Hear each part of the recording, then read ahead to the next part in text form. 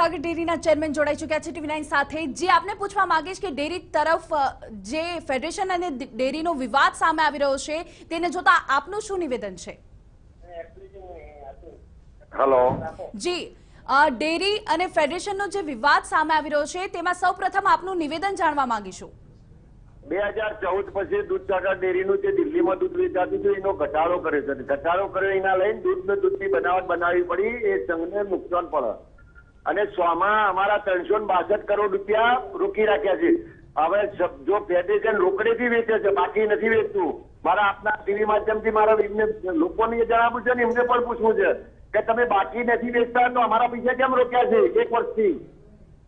જી, અચ્છા, જે હાલમાં ફેડરેશનનું નિવેદન સામે આવ્યું તેમાં દૂધસાગરના વહીવટને લઈને પણ સવાલ ઉઠાવવામાં આવ્યા છે, શું કહેશો? મારે તમને ટીવી માધ્યમથી એ પણ જણાવવું છે કે 16/2/2019 ના રોજ 18 જંગોમાં શ્રેષ્ઠ વહીવટ આશાબેનનો એવો એવોર્ડ આપ્યો છે અને શું 2 મહિનામાં જ વહીવટ કરી ગયો? એ વખત મિસ્ટર ચોથી પહાણ હતા। જી નહીં મોરજીભાઈ, મારો સવાલ એ છે કે જે ડેરી પર આક્ષેપ કર્યો છે ફેડરેશને કે ડેરીમાં વહીવટનો અભાવ છે, તેને લઈને આપનું શું નિવેદન છે?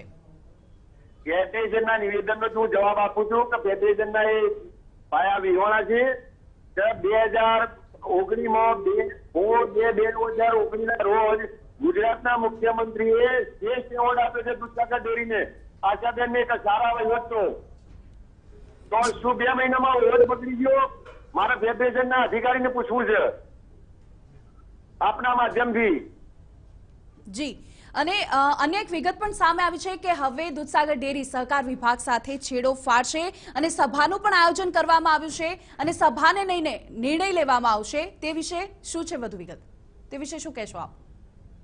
અમને વારંવાર માગણી કરી છે સહકાર નહીં આપે તો આગામી દિવસોમાં અમે 1960 સ્વતંત્ર હતા અને આજે મને કે સોઢી આક્ષેપ કરી છે કે સોઢી જે ઓફિસમાં બેઠા છે ને અમદાવાદની, એ ઓફિસ પણ દૂધસાગર ડેરીની જ છે, કોકરિયાની ઓફિસ છે એ, અને દિલ્હીમાં બોમ્બેમાં જે હાલ ઓફિસમાં બેઠી છે એ પણ દૂધસાગર ડેરીની જ છે।